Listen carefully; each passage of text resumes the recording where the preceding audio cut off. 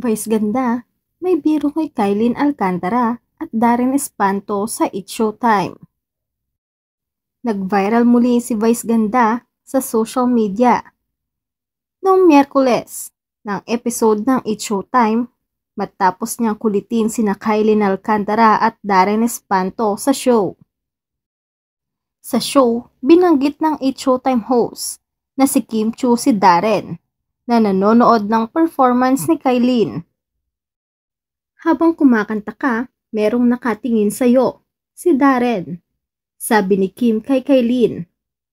Sagot naman ni Darren, ang OA bestie. Pagkatapos ay sinabi ni Kylene na alam niya kung bakit nakatingin sa kanya si Darren. Ngunit tubanggi siyang ipaliwanag pa ang dahilan. Inaya naman ni Vice sina Kylene at Darren na kumanta. Kanta raw kayo ng We Are Family, saad ni Vice. Matatandaang nagkaroon ng relasyon si Kylene kay Mavi Legaspi, habang si Darren naman ay napabalitang hiwalay na sila ni Cassie Legaspi. Samantala, ang ina ni na Mavi at Cassie na si Carmina Villaruel ang sinisisi ng mga netizens sa pakikialam sa buhay pag-ibig ng kanyang mga anak.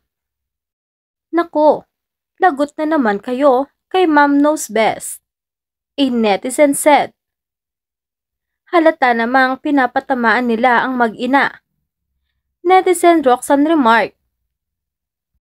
As of writing, hindi pa naglalabas ng statement sina Carmina, Cassie at Mavi sa isyong kinakaharap nila. Samantala, nagpakawala naman si Cassie Legaspi ng panibagong cryptic post. Sa kamakailang post ni Cassie Legaspi sa Instagram stories, ay lumitaw na naglabas ng isa pang misteryosong post na nag-uusap tungkol sa kung paano nasaktan din ng mga taong nasasaktan ang ibang tao.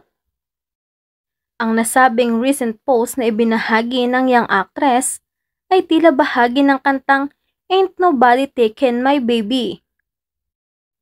Hindi na siya nagbigay ng higit pang mga detalye, bagamat nagdadagdag siya ng isang silweta na tila isang lalaking nakayakap at tila umaaliw sa isang cartoonized na imahe ng isang batang babae.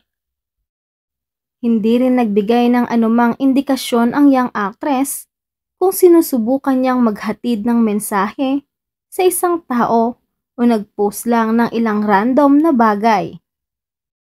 Nauna na nga rito, gumawa rin si Cassie ng cryptic post na binubuo ng mga bahagi ng lyrics ng isang kanta ni Olivia Rodrigo.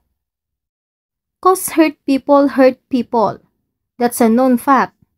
Reads part of the lyrics of the song that Cassie posted on her IG stories.